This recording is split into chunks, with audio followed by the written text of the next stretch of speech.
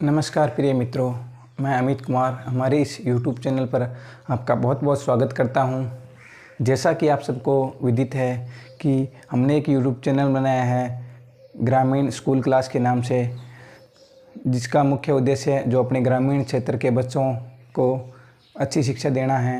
यानी कि जो बच्चे प्रत्यक्ष या अप्रत्यक्ष रूप से किसी कोचिंग संस्थान में तैयारी नहीं कर पाते, उनके लिए हमने एक YouTube चैनल बनाया है जिससे कि वो बच्चे अच्छी तरह से तैयारी कर सके।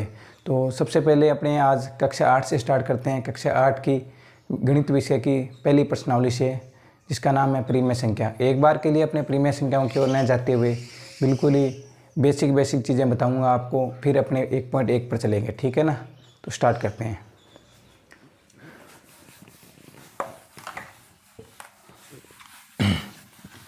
सबसे पहले मैं आपको बताऊंगा भी नंबर क्या होते हैं, जैसे संख्याएं क्या होती है ना, संख्याएं कितने प्रकार की होती है संख्याएं। सबसे पहले मैं बताता हूँ प्राकृत संख्याएं क्या होती है। प्राकृत संख्या,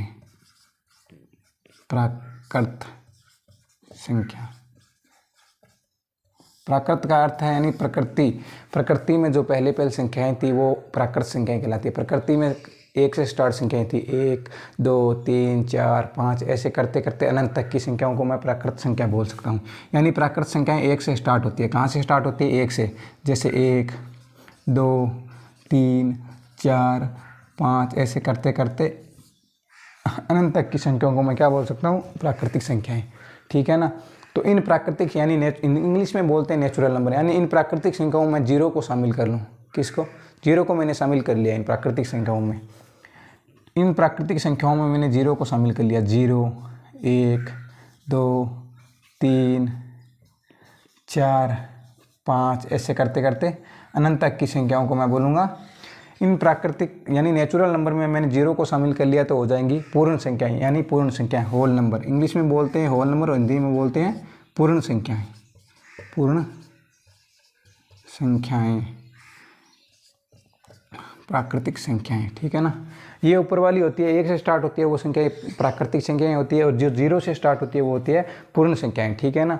तो इसके बाद अपने पढ़ा है प्राकृतिक संख्याएं और पूर्ण संख्याओं के बारे में। अब स्टार्ट करते हैं पूर्णांकों के बारे में। पूर्णांक क्या होते हैं ना, पूर्णांक। अब इन प्राकृतिक संख्याओं और इन पूर्ण संख्याओं में सबसे पहले हमने पढ़ा प्राकृतिक संख्याएं, उसके बाद पूर्ण संख्याओं। अब इन पूर्ण संख्याओं में भी माइनस वाली जो संख्या होती है ना, जब -1 -2 -3 अपने कह देते हैं ना, क्या सर्दियों में माइनस में तापमान चला गया, -1 डिग्री हो गया, -2 डिग्री हो गया, तो ये माइनस भी कोई संख्याएं होती है ना। तो इन पूर्ण संख्याओं में मैं माइनस की संख्याओं को शामिल कर लूँ तो ये हो जाते हैं पूर्णांक। यानी पूर्णांक का अर्थ क्या है? पूर्णांक का अर्थ क्या है? पूर्णांक का संधि विच्छेद क्या होता है? पूर्ण अंक प्लस अंक। तो इसका मतलब क्या है? यानी पूर्ण मतलब कि सभी, पूर्ण का मतलब पूर्ण सभी, यानी प्लस के हो चाहे माइनस के हो, जीरो भी इसमें शामिल है पूर्णांक में, ठीक है ना। पूर्णांक क्या हो जाएंगे? जैसे 0 है, 1 है, 2 है, 3 है, 4 है, 5 ऐसे अनंत तक, इधर अनंत तक, और इधर -1 है, -2 है, -3 है, -4 ऐसे करते इधर भी अनंत तक। तो दोनों तरफ अनंत तक क्या होते हैं? पूर्णांक होते हैं। पूर्णांक का मतलब क्या है? यानी प्लस और माइनस की सभी संख्याएं पूर्णांक होती है, ठीक है ना। जीरो भी पूर्णांक है एक अपने आप में, ठीक है ना। तो सबसे पहले अपनों ने पढ़ा प्राकृतिक संख्याएं क्या होती है। जो संख्याएं 1 से स्टार्ट होती है, 1 2 3 4 5 ऐसे करते करते अनंत तक की संख्याओं को प्राकृतिक संख्याएं बोल सकते हैं। मैं आपसे पूछूंगी पूर्ण संख्याएं कौन सी होती है, तो आप कहोगे सर 0 से स्टार्ट होने वाली संख्याएं पूर्ण संख्याएं होती है। जैसे 0 1 2 3 4 5 ऐसे करते करते अनंत तक की संख्याओं को मैं बोल सकता हूँ पूर्ण संख्याएं, ठीक है ना। तो उसके बाद मैंने बताया भी पूर्णांक क्या होते हैं। तो आप कहोगे सर पूर्णांक होते हैं माइनस के भी संख्याएं हो सकती है, प्लस की संख्याएं भी हो सकती है, उसमें पूर्णांक होते हैं। यानी -1 से स्टार्ट होकर -2 -3 -4 ऐसे करते करते अनंत तक की संख्याओं को मैं पूर्णांक बोल सकता हूँ। 1 2 3 4 5 6 7 8 9 10 ऐसे करते करते अनंत तक की संख्याओं को मैं पूर्णांक बोल सकता हूँ। यानी कहने का मतलब इधर भाई ये सभी क्या आपस में पूर्णांक है। सबसे पहले ये नेचुरल नंबर थे, यानी प्राकृतिक संख्याएँ थी, इसमें 0 को शामिल कर लिया तो क्या हो गई? ये पूर्ण संख्याएं होगी। और इसमें मैंने नेचुरल संख्याओं को, पूर्णांक में मैंने नेचुरल संख्याओं को भी शामिल कर लिया, पूर्ण संख्याओं को भी शामिल कर लिया और पूर्णांकों को भी शामिल कर लिया। तो ये अपने आप में सभी क्या हो गए? पूर्णांक। क्या हो गए? पूर्णांक। मैं आपसे पूछूं पूर्णांक क्या होते हैं, तो आप कहोगे सर प्लस और माइनस की सभी संख्याएं पूर्णांक होती है। जैसे मैं आपसे पूछूं भी ये 5 क्या है? अपने आप पूर्णांक है अपने आप में, मैं कह दूँगी 6 क्या है, -6 क्या है, आप कहोगे सर पूर्णांक है। मैं कह दूं आपको -7 क्या है, पूर्णांक है। 8 क्या है, ये पूर्णांक है। 0 क्या है, ये अपने आप में एक पूर्णांक है, ठीक है ना। तो मैं उम्मीद करता हूँ भी आपको ये चीज़ें समझ आई होगी, ठीक है। तो एक बार के लिए आप नोट कर लीजिए इन चीज़ों को, फिर आगे मैं बताता हूँ आपको। स्क्रीनशॉट ले लेना भाई इसका।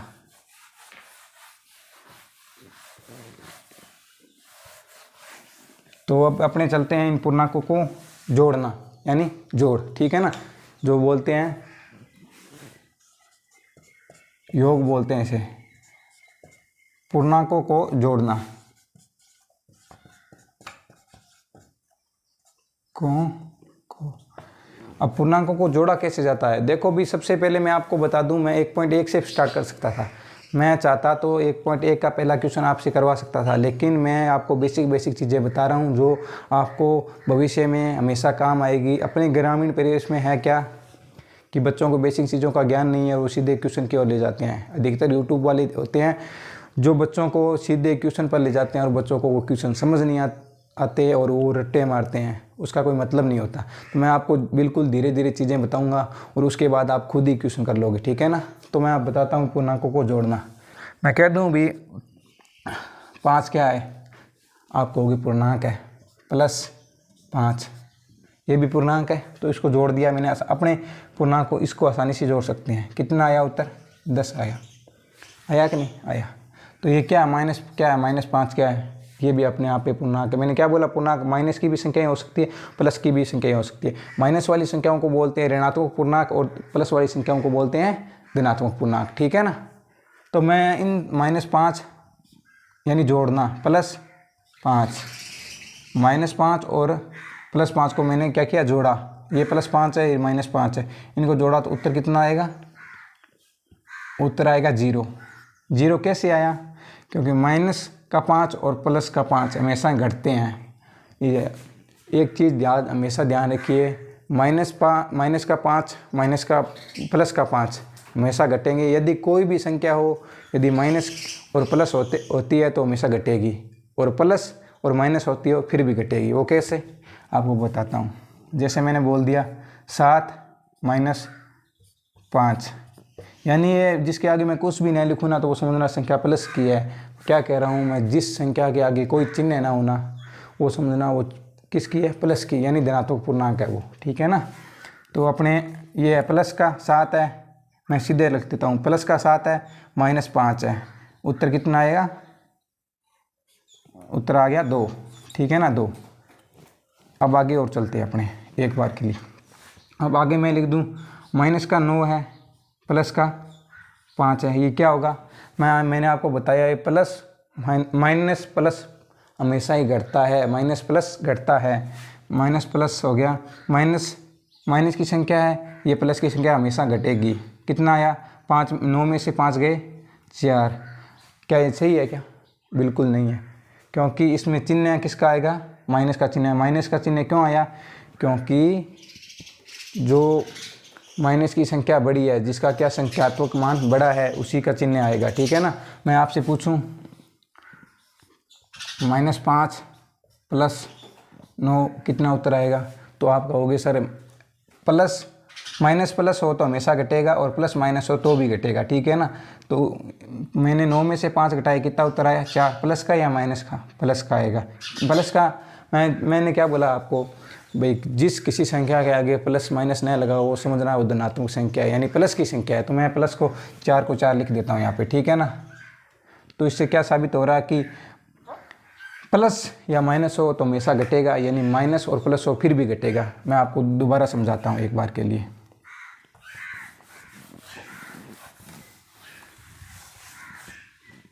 मैं लिख रहा हूँ, कोई संख्या प्लस माइनस है तो हमेशा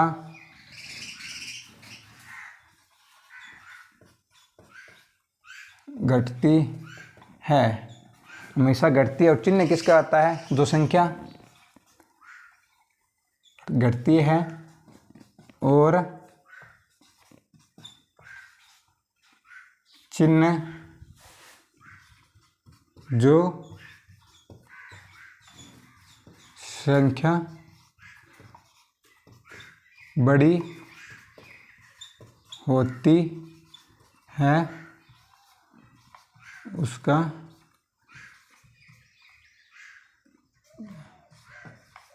चिन्ह आता है। कैसे, मैं आपको बताऊं। जैसे मैंने यहाँ लिख दिया 7 माइनस 9, यानी 7 है। मैंने बोला कि जिस किसी संख्या के कोई भी चिन्ह ना हो तो वो होगी प्लस की, यानी प्लस का 7 और माइनस का 9 कितना क्या होगा, हमेशा घटेगा। प्लस माइनस हमेशा क्या होगा, घटेगा। प्लस माइनस है तो हमेशा घटती है। और फिर चिन्ह किसका आएगा, जो संख्या बड़ी होगी। तो मैंने 9 में से 7 को घटाया, कितना आया 2।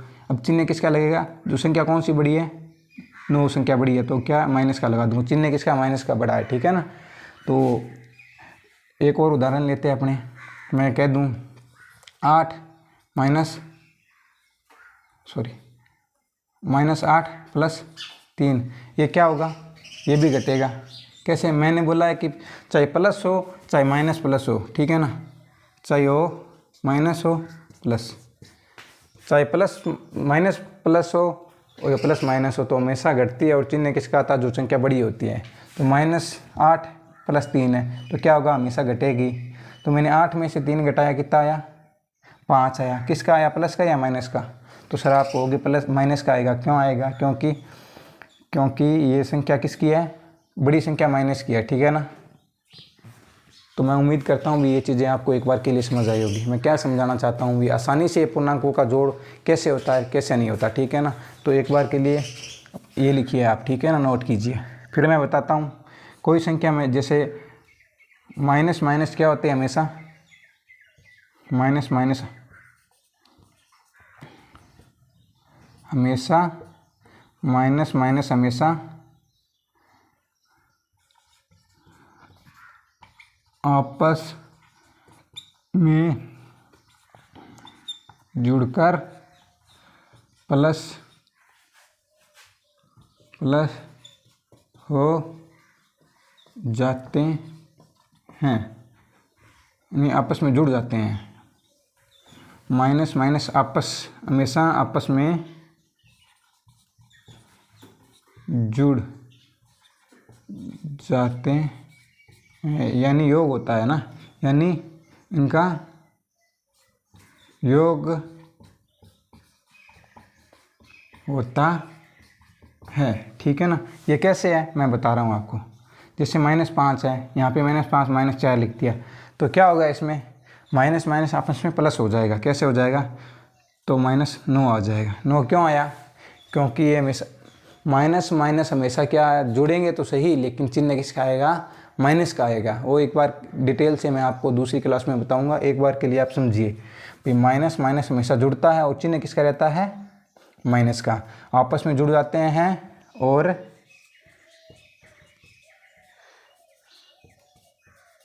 चिन्ह हमेशा माइनस का रहता है। मैं उम्मीद करता हूँ कि आप मेरी बात को समझ पा रहे हैं। तो आगे चलिए, इतनी चीज़ नोट कीजिए आप, ठीक है ना। तो मैंने ये बताया भी माइनस माइनस हमेशा प्लस होते हैं, प्लस माइनस माइनस होता है, और माइनस प्लस हमेशा माइनस होते हैं, ठीक है ना। और प्लस प्लस प्लस की कोई संख्या हो और प्लस की कोई संख्या हो तो हमेशा क्या होती है, हमेशा जुड़ जाती है, यानी योग होता है, इनका जोड़ होता है, योग होता है। वो कैसे, जैसे मैं कह दूँ 5 है, जिसके आगे कोई भी चिन्ह ना हो वो प्लस की होती है। +5 है तो जुड़ के 10 होगी, ठीक है ना। और मैं बता रहा हूँ आपको, जैसे 7 है +9 है तो 16 हो गया। तो ये बेसिक चीज़ें मैं उम्मीद करता हूँ कि आपको समझ आई होगी, ठीक है ना। तो इसको नोट कीजिए आप, उसके बाद मैं आगे बताता हूँ आपको।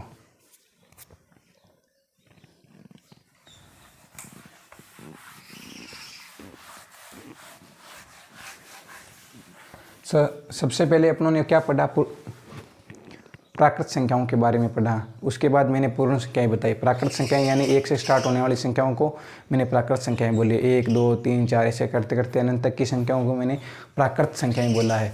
उसके बाद मैंने बताया पूर्ण संख्याएं क्या होती है, यानी 0 से स्टार्ट होने वाली जो प्राकृत संख्याओं में मैंने 0 को शामिल किया, यानी 1 2 3 4 से स्टार्ट होने वाली संख्याओं में 0 को, यानी वो 0 से स्टार्ट होगी। 0 1 2 3 4 5 6 7 वो संख्याओं को, उस संख्याओं को मैंने बोला है पूर्ण संख्याएं। मैं उम्मीद कर रहा हूँ कि मेरी आप बात को समझ पा रहे हो। और उसके बाद अपनों ने पढ़ा पूर्णांक। पूर्णांक क्या होते हैं? प्लस के भी अंक हो, माइनस के भी अंक हो, 0 भी उसमें शामिल हो। जैसे मैं आपको बताता हूँ पूर्णांक, एक बार दोबारा बताता हूँ।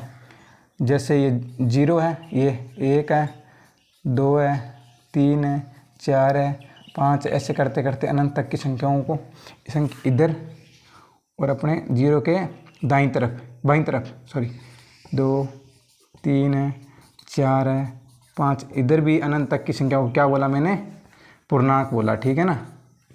तो ये 0 1 2 3 4 5 6 7 8 ऐसे करते करते प्लस के भी हो और माइनस के भी हो, ये पूर्णांक होते हैं। यानी इनको बोला जाता है ऋणात्मक पूर्णांक। क्या बोला जाता है? ऋणात्मक पूर्णांक। और इनको बोला जाता है धनात्मक पूर्णांक। तो मैंने अपने पढ़ा नेचुरल प्राकृतिक संख्याओं के बारे में, पूर्ण संख्याओं के बारे में और पूर्णांकों के बारे में। अब चलते हैं थोड़ा आगे। अपनों ने पूर्णांकों को जोड़ना और घटाना भी सीख लिया। ठीक है ना। तो आगे चलते हैं अपने। एक बार के लिए अपने पूर्णांकों का गुणा करना भी थोड़ा जानते हैं। आइए जानते हैं गुणा करना। जैसे मैं कह दूंगी ये क्या है अपने आप में, तो आप कहोगे सर ये पूर्णांक है, प्लस का है, धनात्मक पूर्णांक है। ठीक है। तो इसका मैं गुणा कर रहा हूँ 4 से, यानी इसका धनात्मक पूर्णांक से गुणा कर रहा हूँ। तो उत्तर कितना आएगा? 20। ये धनात्मक आएगा माइनस में, तो ये हमेशा धनात्मक पूर्णांक आएगा। जैसे मैं कह रहा हूँ भाई ये क्या है? -7, ये पूर्णांक है, इंटू 5। तो इसका उत्तर क्या आएगा? तो आप कहोगे सर इसका उत्तर आएगा -35। वो कैसे आया? प्लस का पूर्णांक और माइनस का पूर्णांक आपस में गुणा होते हैं तो हमेशा ही माइनस आता है।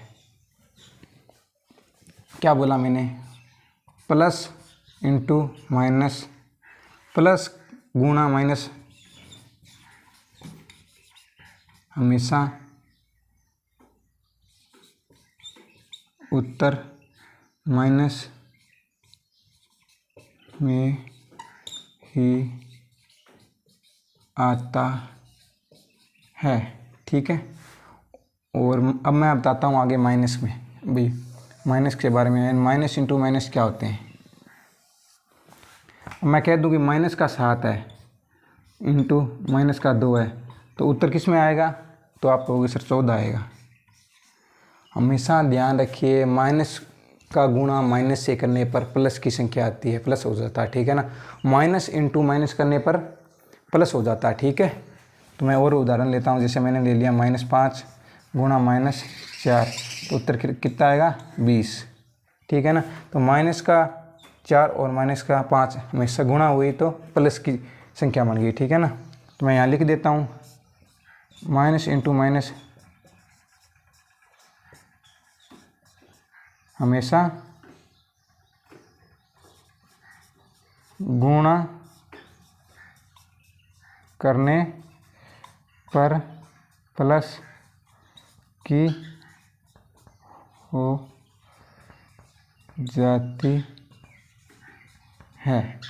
तो ये 2 चीज़ें आप ध्यान रखिए। ठीक है ना। इसी बेस पर अपने क्वेश्चन करेंगे 1.1 के। ठीक है ना। तो मैं उम्मीद करता हूँ कि आप को ये क्वेश्चन समझ में आ रहे होंगे। मैं जो बेसिक चीज़ें बता रहा हूँ आपको आसानी से समझ आ रही होंगी। तो अब चलते हैं अपने परिमेय संख्याओं की ओर। ठीक है ना।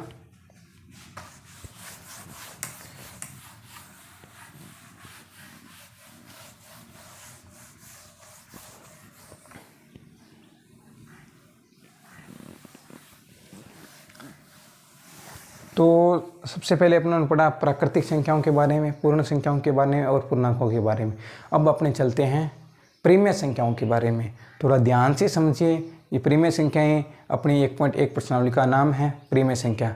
तो इसी पे बेस्ट सारे के सारे प्रश्न इसी परिमेय संख्याओं पर आधारित है। तो आप ध्यान से पढ़िए।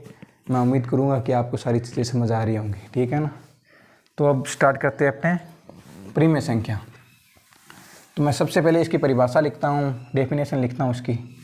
तो परिमेय संख्या में परिमेय संख्या ऐसी संख्या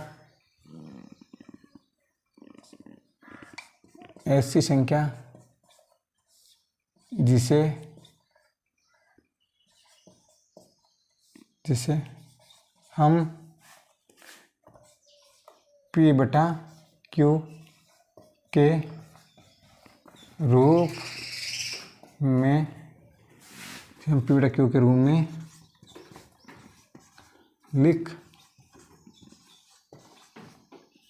सकते हैं। ऐसी संख्या जिसे हम P/Q के रूप में लिख सकते हैं जहाँ पर P व Q कोई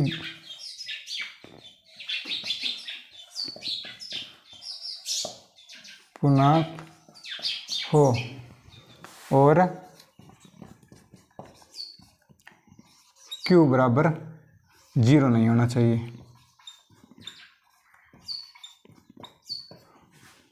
मैं क्या समझाना चाहता हूँ, मैं कह रहा हूँ भी ऐसी संख्याएं जिसे हम P/Q की फॉर्म में लिख सकते हैं, यानी P/Q के रूप में लिख सकते हैं। और ये Q और P क्या हो, कोई भी पूर्णांक हो, कोई भी, यानी 5 हो, 6 हो, 7 हो। पूर्णांक मैंने क्या बताया, चाहे प्लस का पूर्णांक हो, चाहे माइनस का यानी ऋणात्मक पूर्णांक हो, चाहे धनात्मक पूर्णांक हो, लेकिन Q बराबर 0 नहीं होना चाहिए, यानी नीचे वाली संख्या 0 नहीं होनी चाहिए। सीधी सी बात है, ठीक है ना। तो मैं बताता हूँ भाई, मैं कह दूँ कि ये 5 क्या है, परिमेय संख्या है या नहीं। तो सर आप कहोगे 5 एक परिमेय संख्या है, कैसे।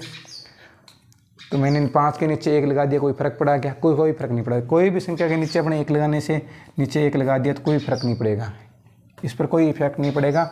ये ऐसे कैसे रहेगी, ठीक है ना। तो मैंने 5 को मैं 5/1 लिख सकता हूँ ना। तो ये अपने आप में एक परिमेय संख्या है। क्या है, परिमेय संख्या है।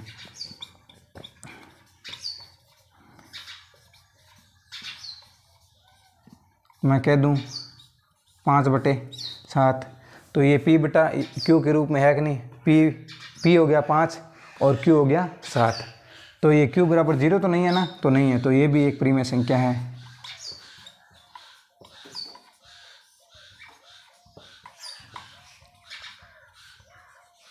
तो मैं सिंपल सी बात है, कोई भी संख्या जिसे हम अंश बटा हर के रूप में लिख सकते हैं और उसका हर 0 नहीं होना चाहिए, वो परिमेय संख्या कहलाती है, ठीक है ना।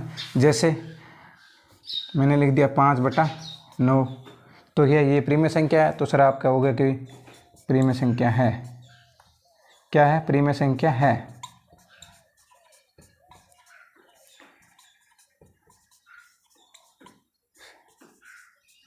क्योंकि P कितना है, P बराबर 5 है और Q बराबर 9 है। तो ये अपने आप में क्या है, परिमेय संख्या है, जिसे हम P/Q के रूप में लिख दिया। P बराबर 5 है और Q बराबर 9 है। तो Q बराबर 0 भी नहीं है, तो ये परिमेय संख्या है। तो मैं आपसे पूछूं कि क्या ये परिमेय संख्या है। मैंने लिख दिया कि क्या ये परिमेय संख्या है। तो आप कहोगे कि ये परिमेय संख्या नहीं है। क्यों नहीं है, क्योंकि इसमें Q बराबर कितना है, 0 आ रहा है। तो मैंने क्या लिखा है अभी, ऐसी संख्याएं जिसे हम P/Q के रूप में लिख सकते हैं। P/Q के रूप में तो लिख दिया है, जहाँ पर P व Q कोई पूर्णांक हो। यहाँ पे P क्या है, कोई पूर्णांक है और Q भी पूर्णांक है, ठीक है ना। तो मैंने क्या बताया, पूर्णांक में 0 भी शामिल होता है और Q बराबर 0 नहीं होना चाहिए। यहाँ पे Q बराबर 0 है, तो ये क्या है, अपने आप में यह परिमेय संख्या नहीं है, यह संख्या नहीं है। तो प्यारे मित्रों, मैं उम्मीद करता हूँ कि आपको हमारी क्लास बहुत ही अच्छी लगी होगी। देखिए भी एक बार हमने फर्स्ट बार कैमरे पर आए हैं तो थोड़ा मन में हिचकिचाहट है, तो आप प्लीज़ हमारा सपोर्ट कीजिए, हमारे यूट्यूब चैनल को अधिक से अधिक लाइक कीजिए, सब्सक्राइब कीजिए। तो धीरे धीरे हमारा क्या है वो डर भी यूट्यूब वाला दूर हो जाएगा। क्या है कि हमने ऑफलाइन क्लासों में पढ़ाया, कभी ऑनलाइन प्लेटफॉर्म पे पढ़ाया नहीं है, तो मन में थोड़ी वो हिचकिचाहट है। तो पुनः आपका बहुत बहुत धन्यवाद। आगे की क्लास हम कल करेंगे, ठीक है ना। अगले वीडियो में आपको इन्हीं परिमेय संख्याओं को जोड़ना बताएंगे, फिर धीरे धीरे अपने 1.1 के पहले फर्स्ट पर्सन को करेंगे और जिसको बिल्कुल आसानी से कर पाएंगे। तो चलिए नेक्स्ट वीडियो में मिलते हैं।